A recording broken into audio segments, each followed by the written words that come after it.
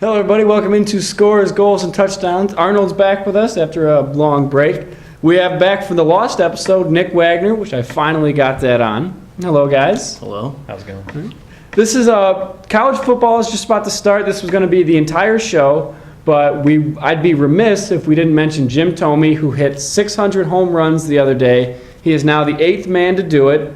But you really couldn't tell. ESPN didn't have all the fanfare for him. They didn't have Thome watch. They weren't cutting in their programming for his at-bats, which is a shame. I mean, I know with steroid era, they're hesitant, but this is a guy who hasn't had any talk with being linked to PEDs, performance-enhancing drugs. You'd think ESPN would be all over this guy. Why aren't they? Oh, for one, he's not Derek Jeter. Didn't play for the Yankees, and ESPN's baseball coverage, as we know, is pretty much Yanks, Sox, and that's it. Mm-hmm. Yeah.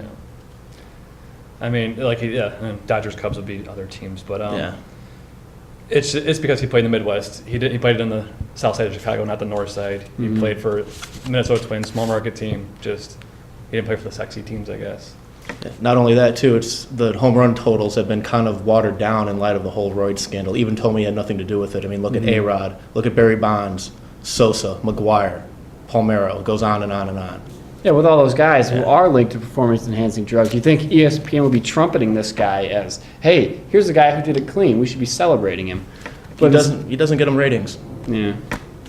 It's a shame. I mean, if he played for the Yankees, they'd all be going crazy. I mean, just the math. I mean, only 8 players have hit 600. Derek Jeter is the 28th person to hit 3,000, and that's all they talked about with Jeter. And if you take out the roid guys, Thome was the 5th to do it cleanly. I mean, he's going to go in the Hall of Fame regardless, and then ESPN can, get all over him for that. But and like you said, when he's 5th, he's behind Hank Aaron, Babe Ruth, Willie Mays, and Griffey. That's pretty elite company. Yeah, very elite company. All right, we're going to get into college football now. The biggest story, it's just wow. I mean, it makes Ohio State look like somebody on their Facebook status, a bunch of nuns. I mean, this is bad. I mean, everybody knew that the Miami University, was a renegade program, but wow, this is just incredible. Now, this all came about, when Nevin Shapiro got arrested. He was a booster for a $930 million Ponzi scheme. He all of a sudden apparently grew a conscience and just completely crapped all over Miami, just gave him everything. I mean, you look at it, at least 72 players, I counted. I read that article. I mean, it's crazy how deep this went, from 2002 to 2010. 55 players were investigated. Among the big names, there was Frank Gore, Devin Hester. One of the things, he had bounties. One of the things he'd get money for was for celebration penalties, if you can believe that. At the I can believe it. Yeah. Willis McGahee, Ja'Cory Harris, Andre Johnson, Vince Wilfork, and the soldier Kellen Winslow Jr. I mean, this is bad. Should NCAA give them the death penalty?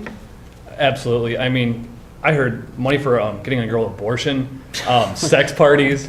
This is just insane. It's the sex boat like the Vikings had, maybe worse. This is a period of 8 years. It's bad. The big name you mentioned on there, too, is Ja'Cory Harris, because out of all those names, he's the only current player. Yes. Absolutely. Miami should 100% get the death penalty. They deserve it. This scandal is far more wide-ranging than what SMU did in the 80s when they got the death penalty, but the NCAA won't do it because it's all about money. Too many people are going to lose too much money if the U doesn't play football. It's a shame because they need to put the hammer down to show these renegade programs that, they need to follow the NCAA's rules, and they won't throw the hammer down because there's too much money involved. Yeah. Now, we mentioned the death penalty. I should let everybody know what that is. SMU, Southern Methodist University, actually had the death penalty. Now, the things that happened with them, they had the 1987 season canceled. They could only do conditioning, no practicing, and they couldn't have pads. 1988, they had no home games. They could only play, I think, 5 away games, so they ended up canceling that. They lost 55 scholarships over 4 years and can only have 5 assistant coaches instead of 9. So that's really a big deal if they do decide to do it. They haven't done it since. You're for it?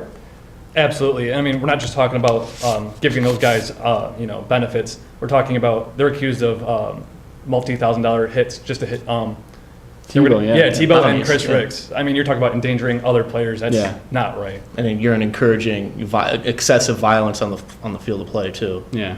The death penalty, they should get it, but again, I don't think they will because it creates too much of a hassle. SMU's program was devastated for 20 years. You watched one of the 30 for 30s on ESPN was all about SMU and their death penalty, and just now, 20 years later, they got back to their first bowl game and won their first bowl game. Yeah. 20 years after the NCAA shut them down. I mean, it's completely devastating. It put a lot of innocent people out of work. Yeah.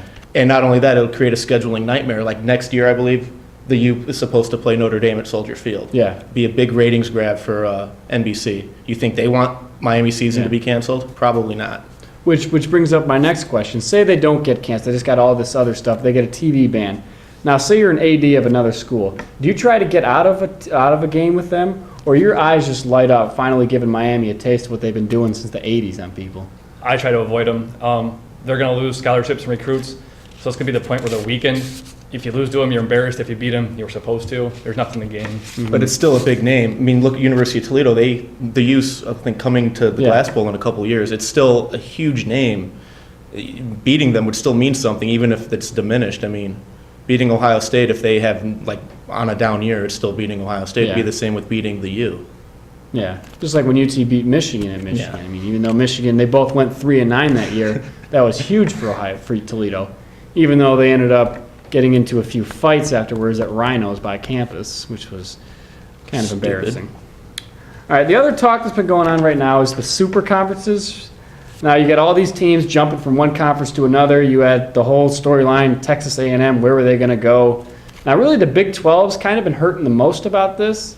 Now I know you wanted to talk about it, super conferences. Do you think that's good or bad for college football? I think they're good, assuming Mark Cuban doesn't get his way.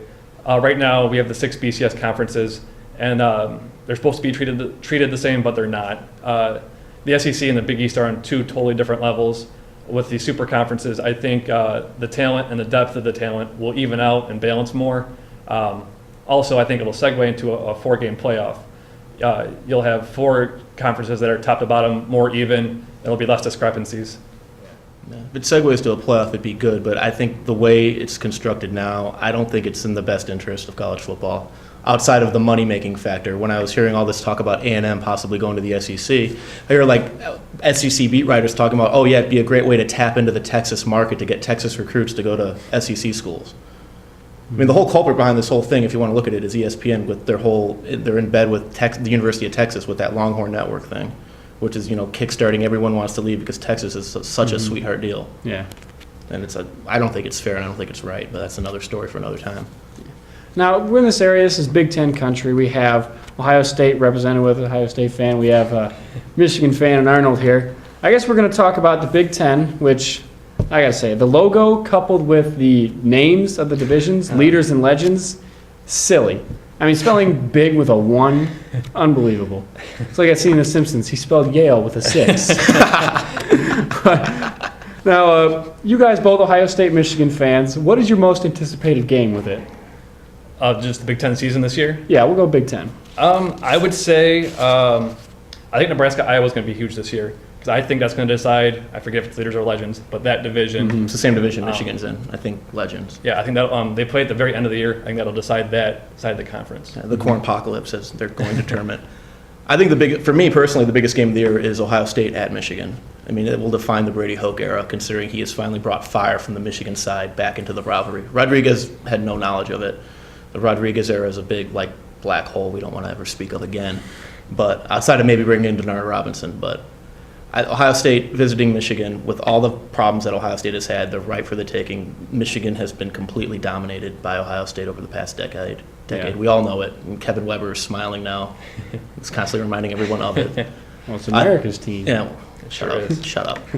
I think that's the biggest game. I mean, at least in my opinion. I don't think, in the grand scheme of things, it's probably not, but... Now, with both those programs, they have huge question marks. Ohio State, they have all those players being suspended. Terrell Pryor skipping out before anybody could slap him on the wrist. Till Roger Goodell did. Yeah. And then there's they lost Jim Tressel. How do you see Ohio State being this year? It's not like I don't think the recruiting has affected them yet. They're still going to be the Ohio State of old. Don't think they're going to go to a BCS game this year. I think they're 10-2. They're going to win the games they should, and probably split their toss-up games like Wisconsin, Nebraska. I can see them going, maybe losing 2 or 3 games. I think they'll struggle early, but their schedule will accommodate that. Yeah. Going to Miami in the ineligible, that might be that'd be their first road game. They have Sparty at home early while all these players are suspended. That might be tough, but Michigan State is usually an overachiever. It's been an overrated team too, usually. Yeah.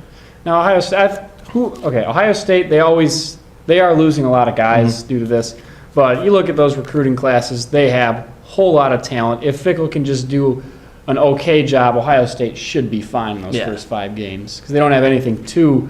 I guess Nebraska's in there somewhere playing. That it's Nebraska's first Big Ten home game is Ohio State. All right, let me ask you guys, who wins the Big Ten? My conference championship game is Iowa versus Wisconsin. Iowa's probably not going to play a ranked team until November.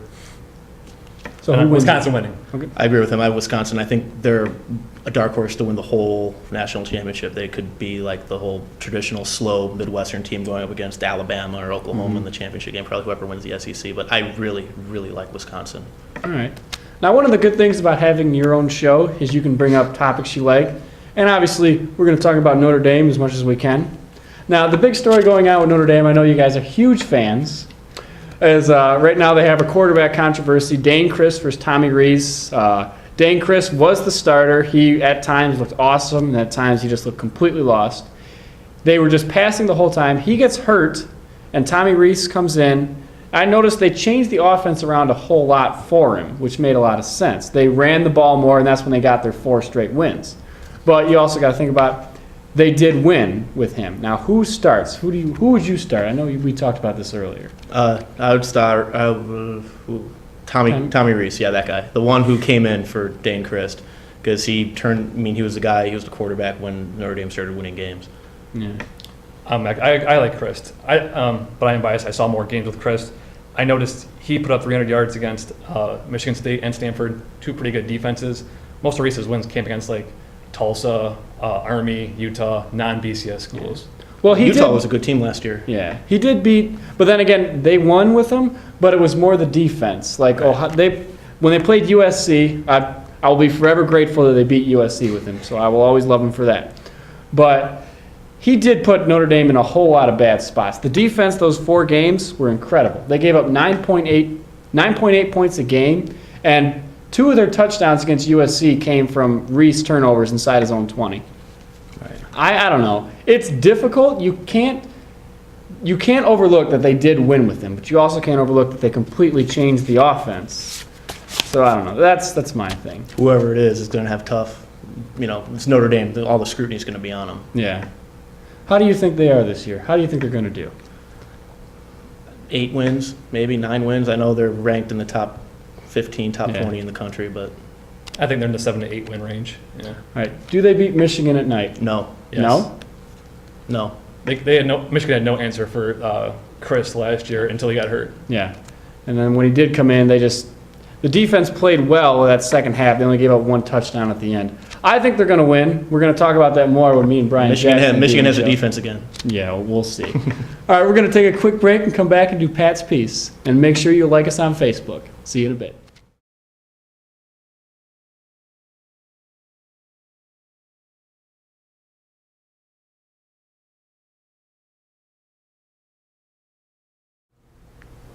I used to think that the greatest job in the world will be an anchor for ESPN.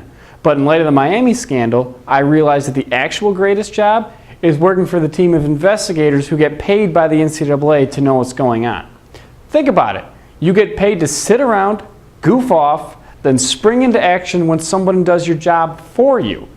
Now I can imagine a meeting with those guys going like that scene from Demolition Man where they're trying to find out where Wesley Snipes' character is. We can just wait for another code to go red. And when Phoenix performs another murder, death, kill, we'll know exactly where to pounce. Where would these guys be if there weren't an SI or a Yahoo Sports doing their jobs for them? Now, when it comes down to it, all they're doing is fact-checking these stories, and I did that for free when I was an intern. You hear that, NCAA? If you ever need an investigative fact-checker, I have a camera, will travel. Thank you for watching Scores, Goals, and Touchdowns with Mr. Pat. We'll see you next time, and go Irish.